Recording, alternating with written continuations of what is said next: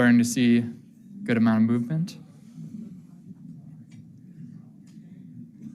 Have been here the full day, and to those who are watching online. We're in for a real treat here. We're going to have a fireside chat to close the conference between Dattatreya Hosabale and Walter Russel Mead. Yes. Have been here the full day. I'll briefly introduce them, and we'll jump straight into the fireside chat, followed by some final remarks. We're going to have a fireside chat to close the conference. Between Dattatreya Hosabale is General Secretary of the Rashtriya Swayamsevak Sangh, RSS. Yes. Have been here the organization's highest executive position, to which he was elected in 2021 and re-elected in 2024. Fireside chat. Born in a farming village in Karnataka, he holds the General Secretary of Literature and 6 Sangh, RSS. Yes. Been here the organization's highest executive position, to which he was elected in 2021 and re-elected in 2024. Fireside chat. Born in a farming village in Karnataka, he holds the General Secretary of Literature and 6 Sangh, RSS. Yes. Been here the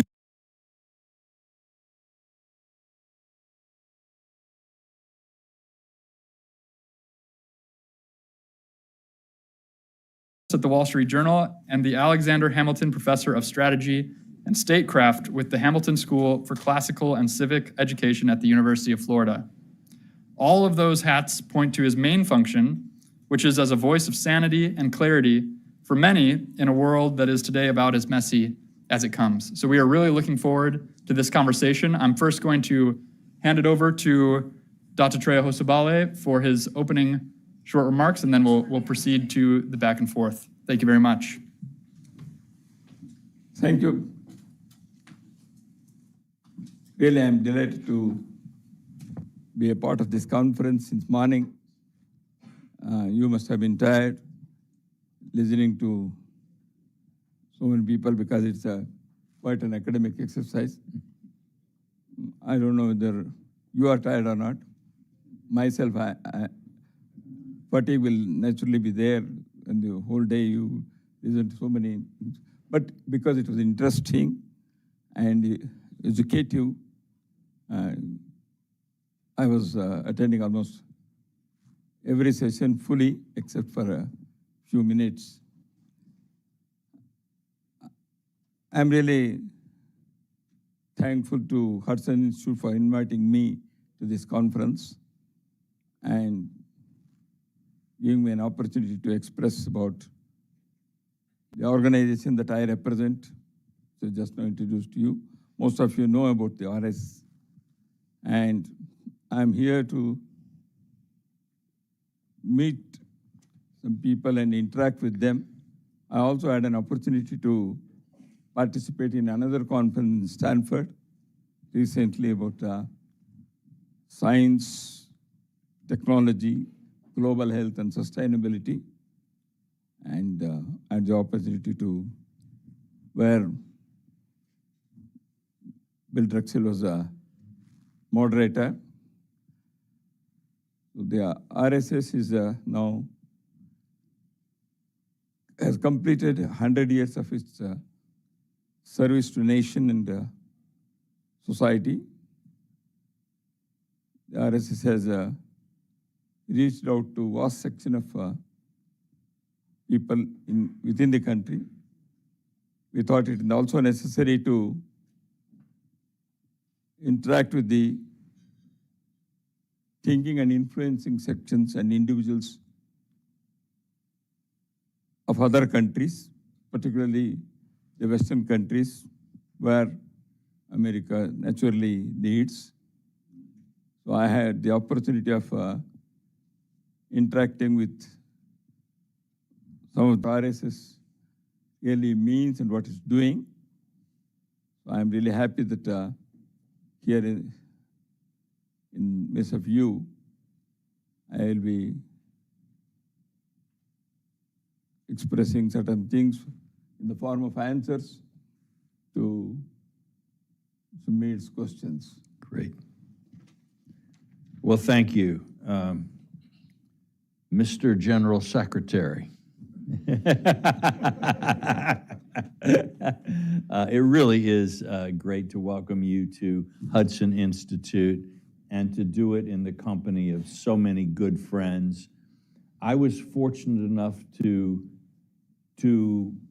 have decided that I needed to understand the RSS at more or less the time the RSS had decided that it wanted to engage more with people from the West.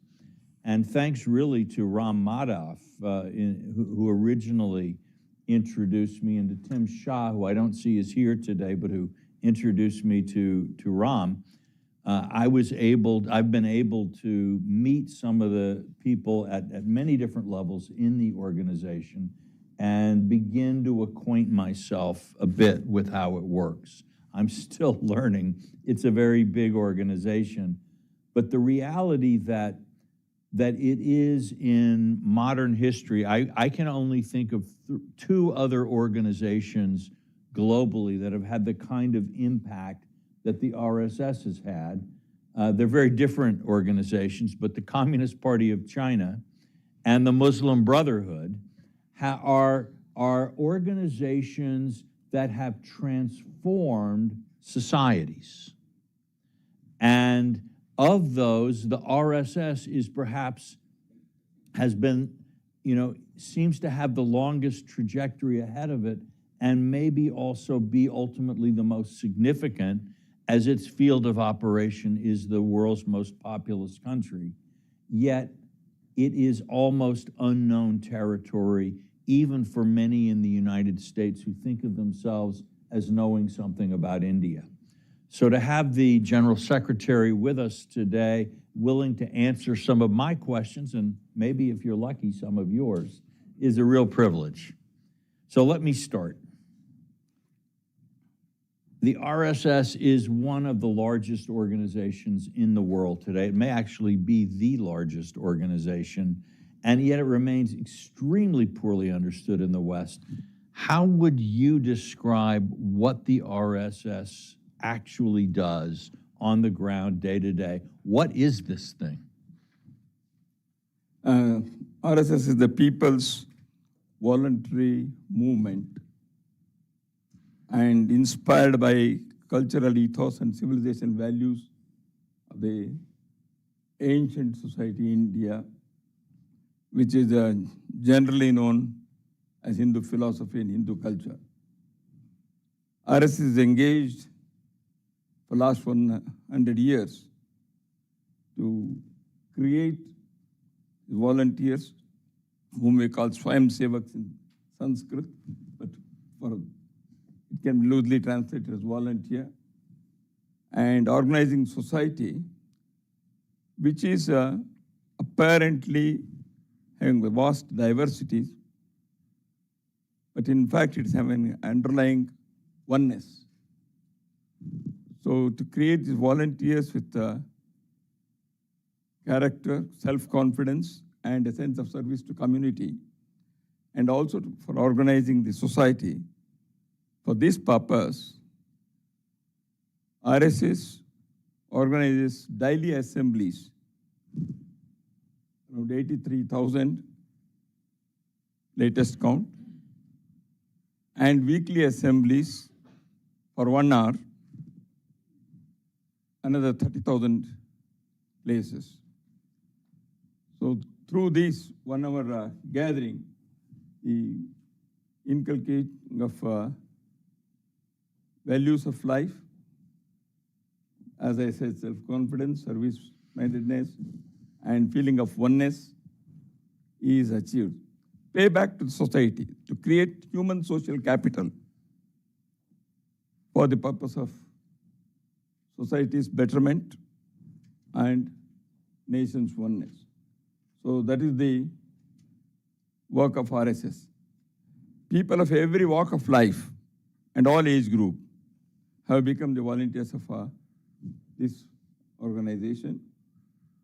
RSS renders services like relief activity during natural calamities, and also on other occasions in the field of education, health, self-reliance, and rural development, environmental issues.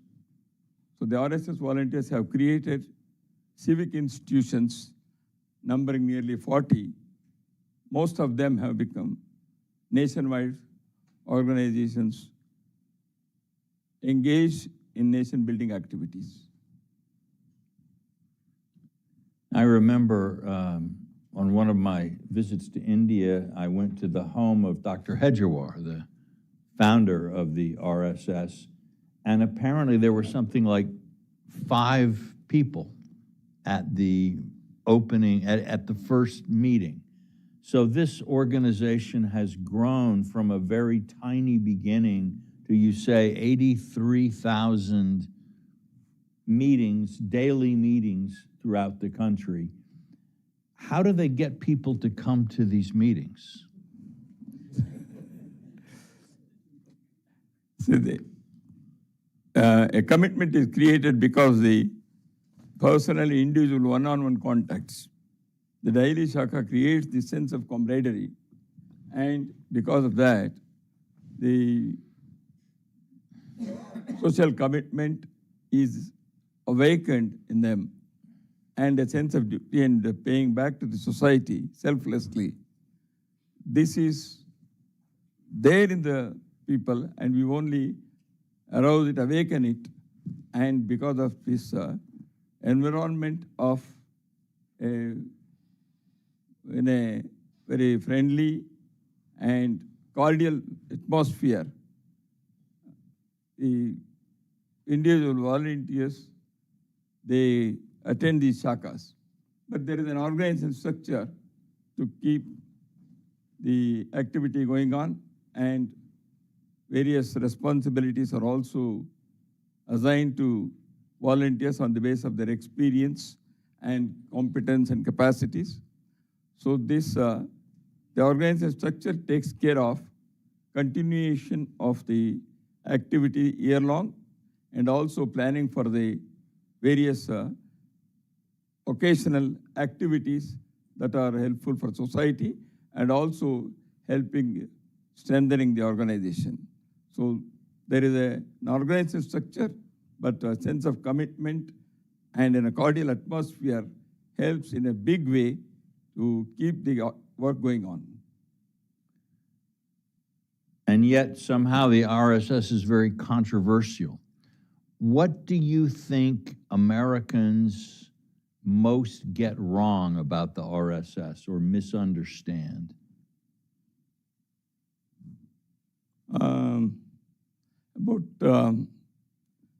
Americans' misunderstanding is not only about RSS. Yeah, but India as well. The whole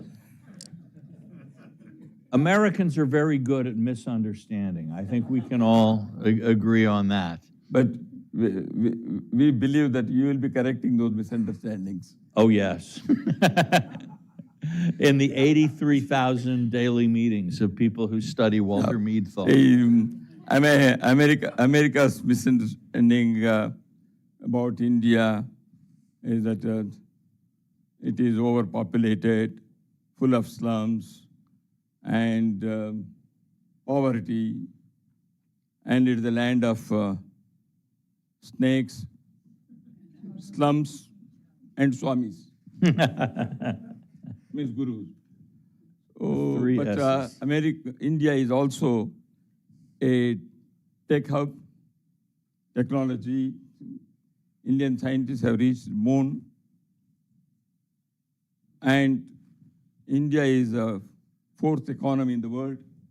So these things are somehow, they are missed in the common American perception. About RSS also, the narrative that is built over decades, knowingly, unknowingly, or as a part of agenda or whatever it is, that RSS is a Hindu supremacist, or that is, in a way, the anti-Christian, anti-minority, anti-development in women, anti-modernization. So what is pro is not told. Always anti, this thing has been propagated. And somehow Indian version of Ku Klux Klan, which is not. The saffron Ku Klux Klan is what people might say. Well, and how would you challenge that view? What is it that the RSS, for example, people say it's a Hindu supremacist organization. How would you say, no, we're not a Hindu supremacist organization? What is it that you are instead? The Hindu philosophy and Hindu culture doesn't allow it to be supremacist, because we see that the whole world is one family and all our brothers and sisters, and there's no question of supremacy there. And we see the oneness in everybody, being the living and non-living things. So when that is the basic philosophy of Hindus, the supremacist nature of Hindus cannot be there. Okay. And also, in the history, Hindus have never invaded any country. Hindus have never enslaved any people. Hindus have nothing to apologize for. Okay, now we'll share that with some of our British friends and see what they say. And the RSS has been, certainly in the last few years, where it's been closely associated with the BJP, the governing party, it's been very much part of India's cultural and economic modernization project. But we think about future-oriented modernization, and then we think about the celebration of ancient Hindu roots and cultural values. It seems like modernization and tradition pull in different directions. How does the RSS think about trying to balance those impulses, going back to the roots while looking to the future? See, cultural values and modernization are strictly not contradictory to each other. They can exist simultaneously. Though they may often create some tensions here and there, and they require adaptation, both modernization and cultural values, according to the times. While modernization brings industrialization, technology, and individualistic trends,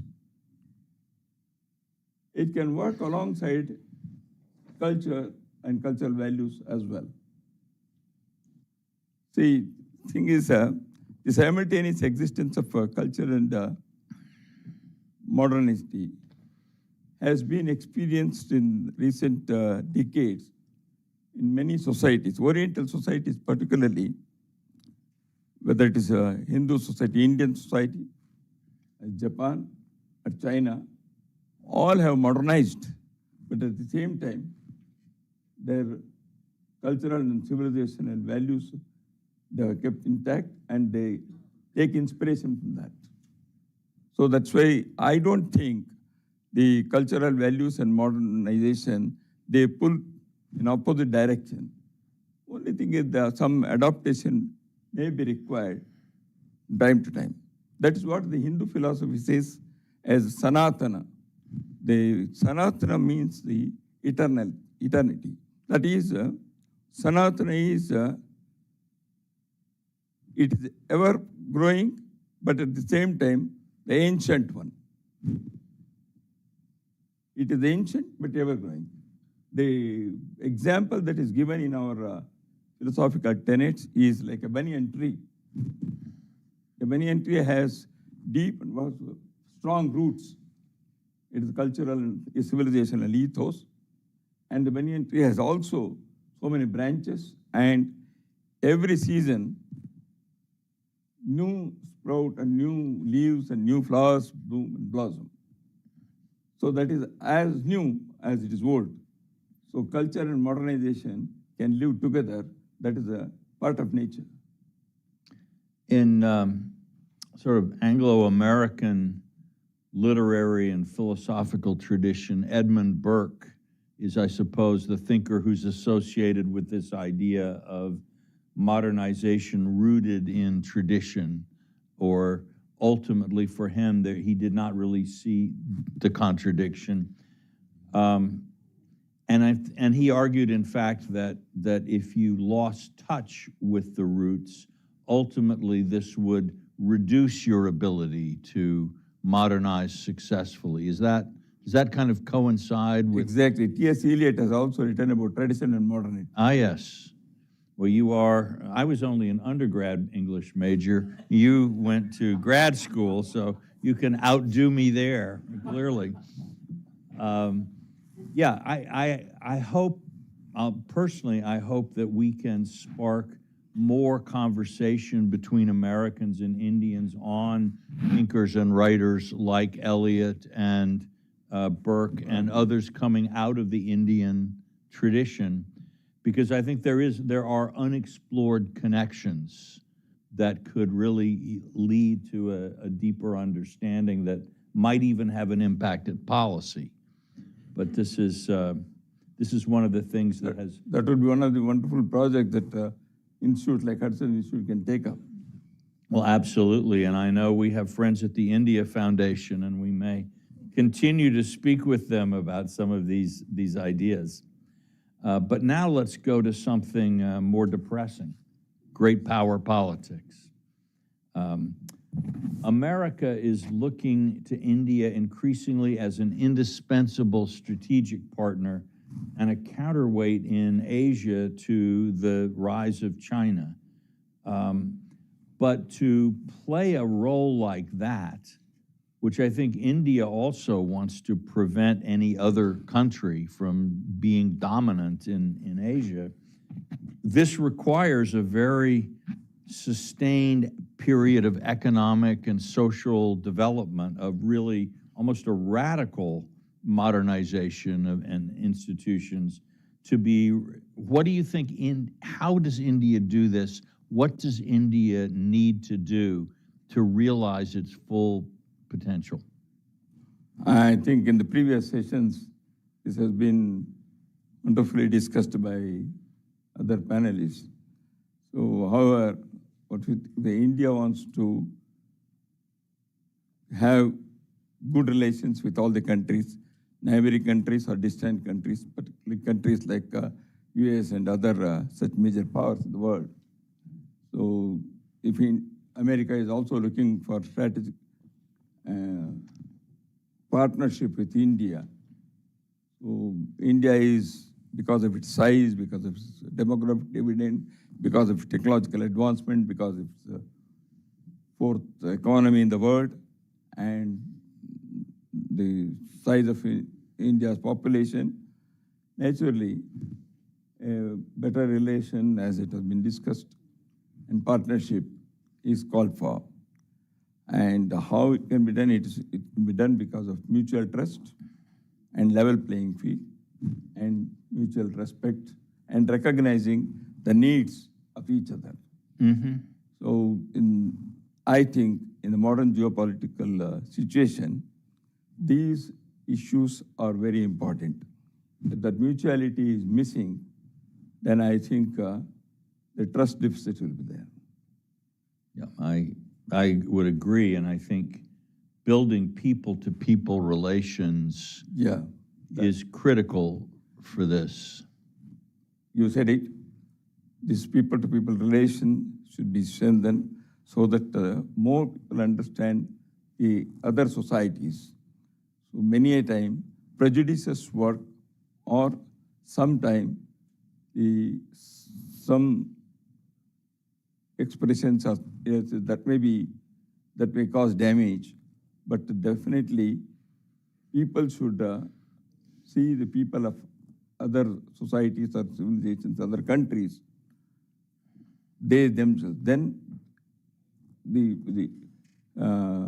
creating such an atmosphere and facilitating this by both state and non-state actors like institutions and think tanks and universities can do a lot in this, so that this mutuality and trust is strengthened. Yeah, that's certainly shaped a lot of what we've tried to do here at Hudson in our India project. We've been trying to take American journalists and think tank people for visits in India. We worry that because there aren't enough of these deep people-to-people relationships, enough understanding in the U.S. of the Indian point of view and Indian civilization, that mistakes can be made in foreign policy, or whether either in the substance or in the presentation, that can have serious costs. I think we maybe were a little too late in that we were unable to prevent exactly that from happening in recent months, perhaps. But we hope that in the future, to us, this just means we need to work harder to try to make sure that in the future, the foundations of the relationship are strong enough. And civic institutions can also help in this way, in a big way. Exactly right. So we will continue with what we're doing, and I hope some of the people that are with us today will want to help us and support that mission. The RSS has long argued that a strong Hindu cultural identity is the foundation needed for a stronger India. But does that project risk alienating not only local minorities inside India, but also maybe creating difficulties in the relations with neighboring states? How does the RSS navigate the tension between an India that is becoming more Hindu and a neighborhood where other states, and particularly I could think of states that emerged from British India after the partition, where this is a very divisive concept? See, in RSS view, Hindu identity is a civilizational identity, not a religious one, not faith-based. As such, there is no room for being alienated or think of alienation. Civilizational values, worldview, and manifestations of them in life, human relation with nature, and historic facts, they all contribute to the formation of a culture. So the religion is not playing that role in forming the culture. That's why RSS has always emphasized about the cultural ethos and civilizational values, which are not nothing to do with directly religion. When you say minorities, religious minorities, I mean. So these, however, tensions have been there on and off because of some political interests, wrong understanding of history, or wrong interpretation of history, and some other machinations. RSS believes that continuous and comprehensive dialogue with all these groups will definitely help in clearing the misconceptions, misgivings, or if there are any fear is there, that can be definitely clarified. So RSS is engaged in such dialogues with the so-called minorities and their leadership. What about with neighboring countries? Neighboring countries, tensions are there because of various factors, because there in the political leadership of neighboring countries, many a time they have not come to the, as I said, the mutuality and trust that was damaged in the past decades.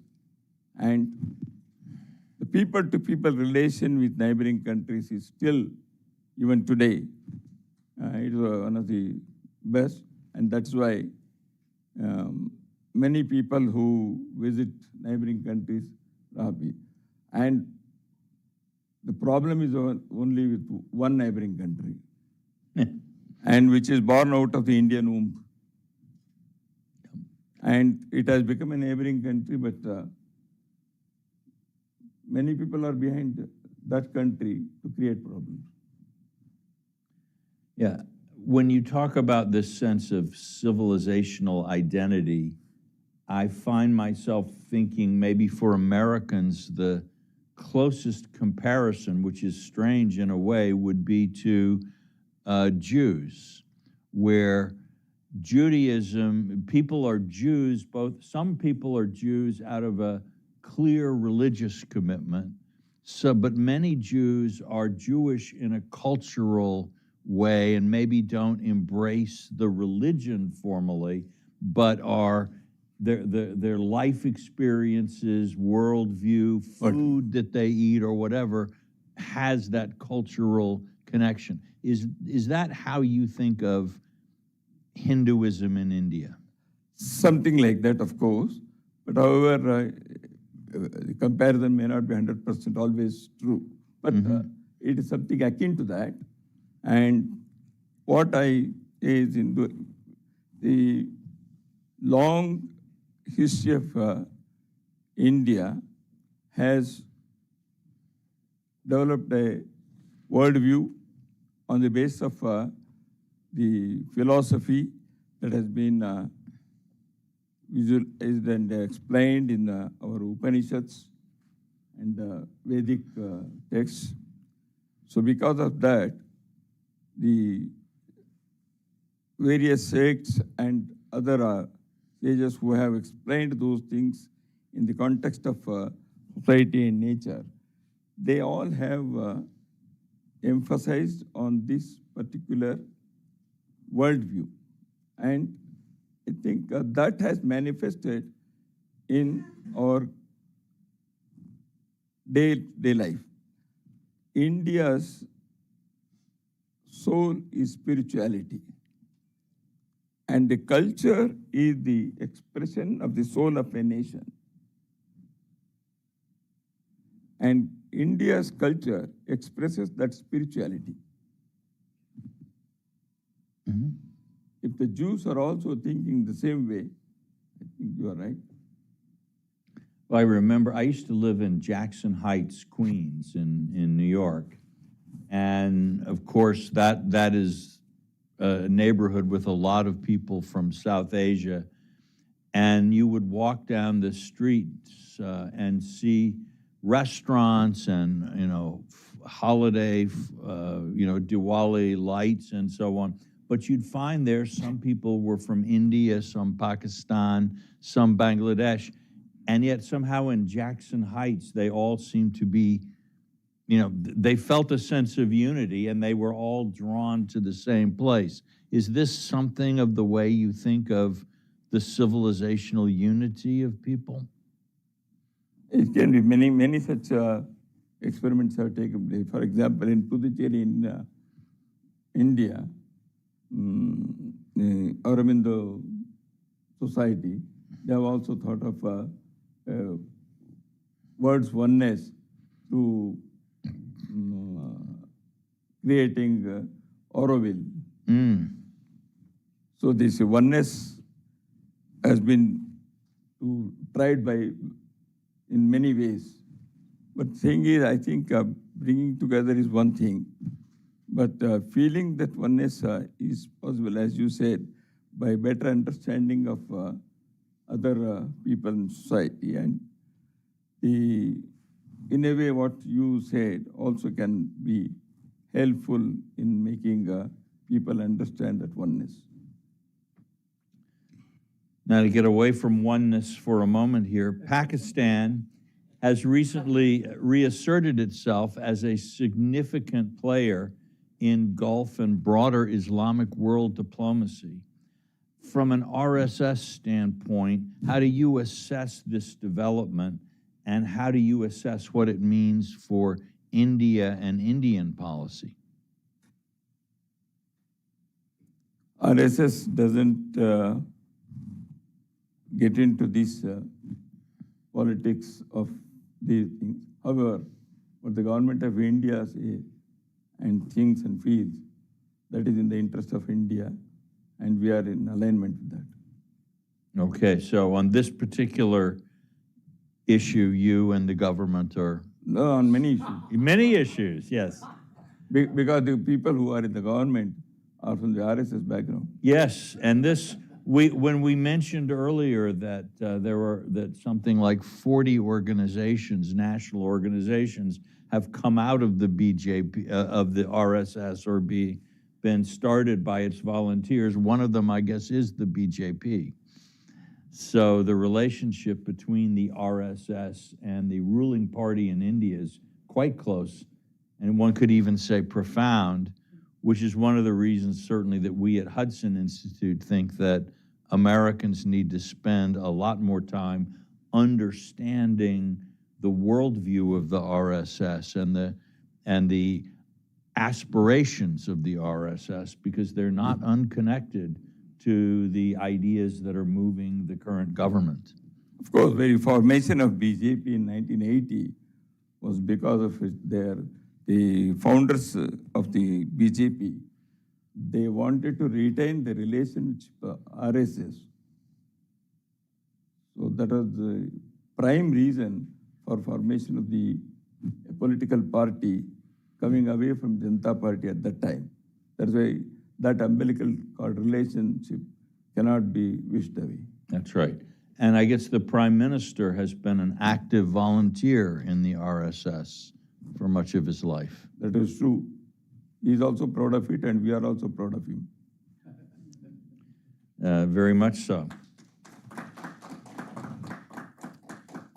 Well, you know, from 5 people meeting in a doctor's house in one city in India, to a movement that has generated the political party that now rules the most populous country on the planet and has perhaps received more votes in democratic elections than any other political party now existing on the planet. It's quite a movement. That's quite a first 100 years. What next? Thank you for that compliment. And if we are number 1 on the planet, we have not become big brothers, and we will not be. With the strength, the humility comes. That is what the Hindu philosophy says. And we not only believe in that, we are the practitioners of that. So that the strength and success has made us humble, and we want to be so. So humbly, I would like to submit that the RSS will be, for the next decades and whatever time it takes, will be engaging in the same activity of creating selfless volunteers for the work of society, nation, and for the work of humanity, for the service of humanity at large. Because it has always been said that a real Hindu ceases to be a Hindu. He becomes universal global citizen. And the RSS believes in that. So that's why this work of creating Swayamsevaks volunteers and engaging them in socio-cultural activities for the benefit of society, nation, and humanity will continue. And at the same time, we would like to see that India embraces modernity, get modernized, but having its cultural roots strong enough so that the succeeding generations of India, they should be able to realize the dream of the great patriots who worked for the emancipation of India for last centuries. So that dream should be fulfilled. But it also makes us it also enables us to serve the humanity. And for this, RSS at the threshold of centenary has thought of 5 areas in the next years to engage itself. One of the challenges before the Indian society, and also a challenge before humanity, is cohesion and harmony. Within Indian society, the social harmony and cohesion, as I said in the beginning, the diversities and disparities, many a time they create tensions and mistrust. And in order to achieve unity, the emphasizing social harmony and working for that is necessary. Second, an eco-friendly life at the personal family level also. Many a time environmental issues are discussed on international fora. Public policies are made, protocols are signed. But ultimately it boils down to how the individuals and societies and communities, they behave with environment. So that is why small but doable actions for the ordinary people should be designed and it should be told and communicated. That's why eco-friendly life on the day-to-day basis for green life, clean life is necessary. Use less energy, save water, plant a tree. These things in a big way will be helpful so that you bring the people nearer to nature. Third, family values and inculcating, imbibing cultural and humanistic values in the upcoming generation, and families are built on affection and trust. So families are breaking because of modern life and many other issues. So that's why family values are important. That is why the RSS has thought of is emphasizing on healthy families. Healthy family is guarantee for healthy nations. And the fourth thing is nations have to be self-reliant. That's why our Prime Minister has also said Atmanirbharata, that is self-reliance in economy and also security issues and many other issues. But that doesn't mean give and take will be over. We have to keep the doors open, but anytime dealing with any society, any country, any nation should be on our own, in the nation's interest. So national self-hood in every walk of life, including economy and other, that also should be considered for proper nation-building activity. And the fifth, civic duties and civic sense. That means wholesome citizenship qualities and virtues. That should be inculcated, imbibed in individuals and communities. So these 5 areas, as a first step, the RSS has started among its volunteers, and now on the occasion of centenary year, we are now spreading it to the whole nation, and we have been communicating this to large society through various activities. And I believe these 5 areas are universal things: social harmony, environment, family values, civic sense and duties. All these things are definitely, they are having their universal acceptance, and this is in a way universal value for the whole world. So RSS has started to imbibe these qualities.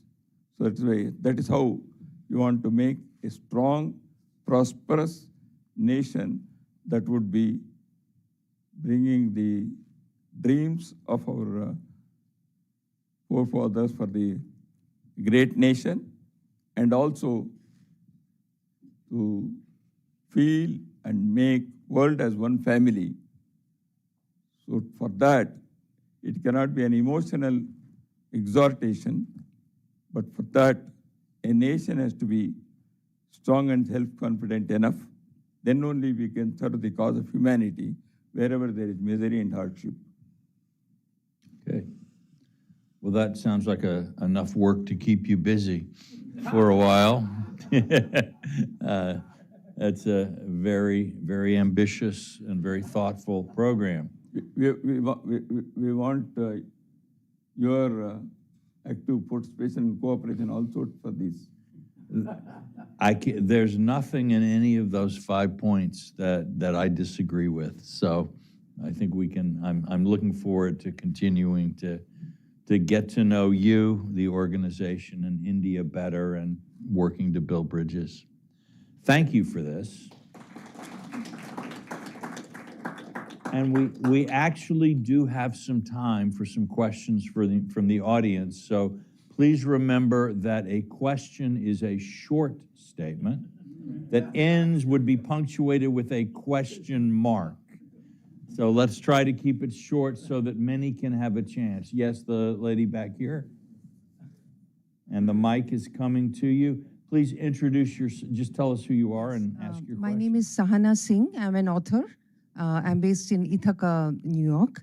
And my question is for Dattatreya ji, where I wanted to know the difference between volunteering and seva and the Sanghatan work done by RSS. Because see, my daughter studied in high school, and the only reason she did volunteering was that there were credits associated with it. So many hours of volunteering and you get credit, and that's how you graduate. But with RSS, there doesn't seem to be any of that kind of incentive. There's no incentive of heaven or a fear of hell, or no credits. But still, there are so many of them getting into this kind of work. And how is it different from volunteering? I've already told. Volunteer is a loose translation of the term Swayamsevak. For sort of better term, we are using this one. The Swayamsevak, or the volunteer, as I said, is not just giving some time for some community service and getting some credits, as you rightly recognized. So it is a way of life. The Sanghs RSS, Swayamsevaks, the volunteers, they feel that it is a way of life that they have adopted. So that's why they volunteer, generally it is counted in time, 1 hour, 1 day, etc. Here it is 24/7 and 365 days. And once a Swayamsevak, always Swayamsevak. That is our basic thing that we say. So that is, it is a lifestyle that he has adopted. He follows it in his family, and it becomes a habit to live a life of, as I said, values with integrity, honesty, transparency, service-mindedness, and that gets expressed in every activity of the person who joins the RS. So that's why this is continuous. It is possible because of person-to-person continuous communication and contact. And I've already explained that in the beginning, how it goes on and on for the continuation is there. So that is how the Sangh's volunteering work is there. It is not, as you rightly put it, for some, but it is a lifestyle. And RSS volunteers, the Sangha Swayamsevaks, from day one they feel that they belong to this nation and culture, and they have to do something for society and pay back to society. So this is imbibed because of the activities that are conducted in 1 hour assembly, which we call Shaka. So because of that, this is possible. Yes, sir.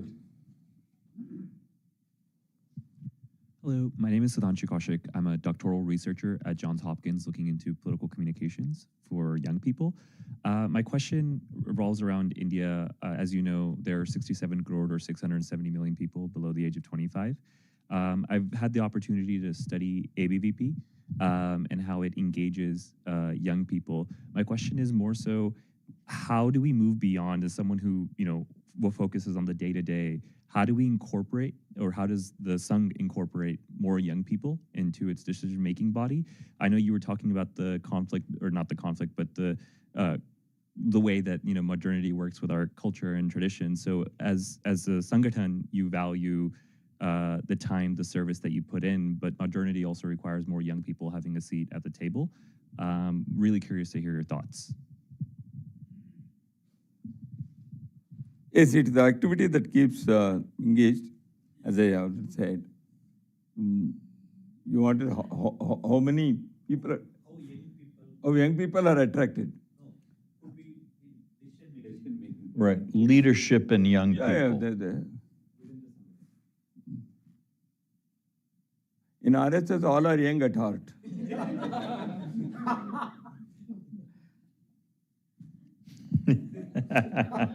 One more, the young people young by age, of course, because the Sangh Shakas are having on the age group based. The Sangh Shakas are for the young kids, boys, school-going boys, the people who are professionals, slightly grown up, and people who are retired, who are aged, who are senior citizens. So the activity designed accordingly. That is why shakas are also held. They are conducted on the age group based manner. So that is why as I said, sense of community, the young people contact the young people, and they come because of that friendship, one. And another thing is, the leadership position is also there. These people are given the full freedom to design their activity.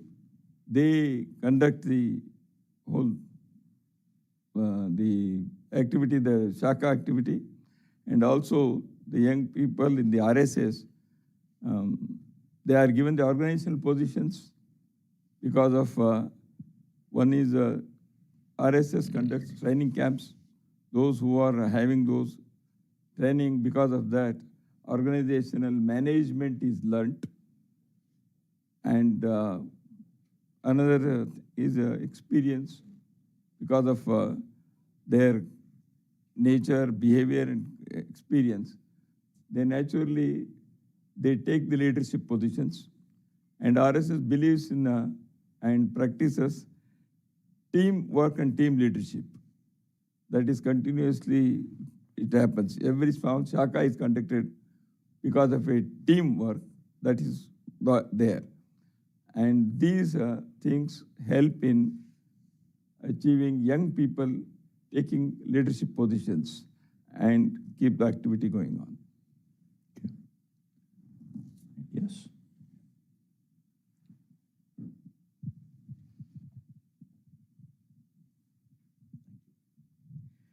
Thank you very much. Very fascinating to listen to the conversation, the fireside chat. My question, I'm Pradeep Kapoor. I'm from the Indian Foreign Service and work now in the area of geopolitics and academics, and passionately involved with rural transformation. My question is, sir, the India-US partnership has the potential to become the defining partnership for the 21st century for the world. The threat perceptions on both the sides are quite similar. There's jihadi Islam, there's wokeism, there is China, there is terrorism, and maybe even political Islam for both the countries. how do the two countries better sync their positions and get into alignment in a way that it's better for US, it's better for India, and it's better for the world? Because we don't see that happening. We see lots of ups and downs and roller coaster rides and hiccups. How do we smoothen it a little bit in the long run with participation of, the Indian diaspora here does a lot of work. Unfortunately, we do not have a parallel diaspora, American diaspora in India, which would, of course, help similarly if it was there. But what are your thoughts on that? Thank you.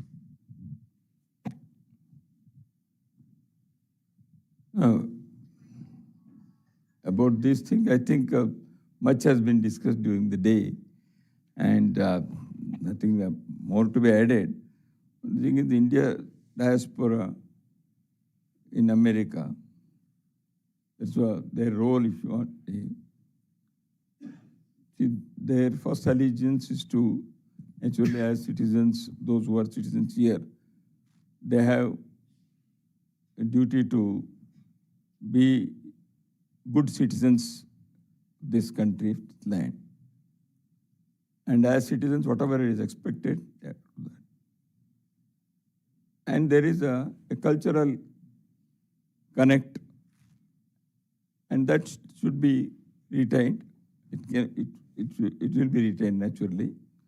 And because of that, they can definitely help and participate in the process of creating better relation between these two great democracies and countries. And back home, if they feel that they can serve the cause of the culture, they are welcome to do that. But they can retain, they should continue that affinity. So, Indian diaspora in America is not one monolith. It is also having a lot of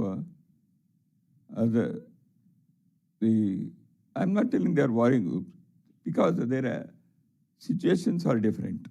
Some are coming on long visa, some have come as students, some are Indian origin people who have been here for decades like you, and some are born birthright citizenship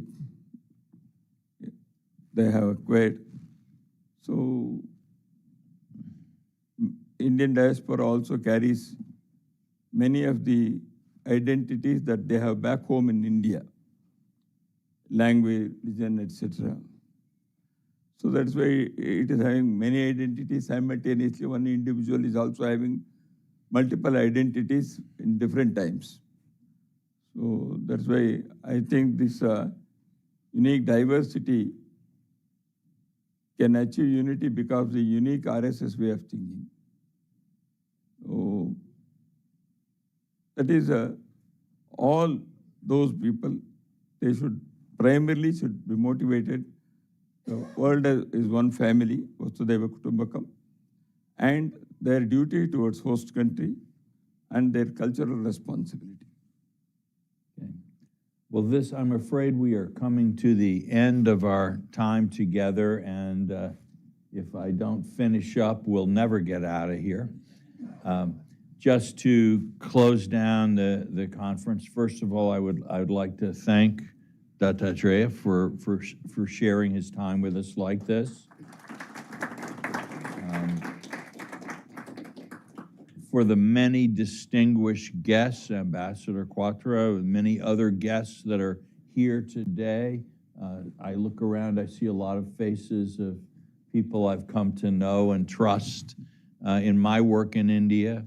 My colleagues here at Hudson, I hope you heard the message from Joel Scanlon this morning of Hudson's deep determination to continue working on and helping to build this relationship. The many colleagues that joined us from other Washington think tanks. It's been, I think, a rich, exciting conference. It has renewed my own personal determination to continue to do what little I can do to build what I fully agree with Kurt Campbell is a decisive relationship for the peace and stability of the world in the 21st century.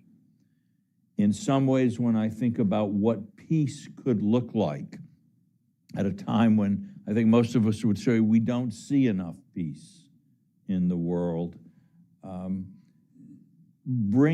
if India can be successful in bringing, let's not even talk about a geopolitical balance of power in Asia, but a cultural, economic, and social balance in the Indo-Pacific.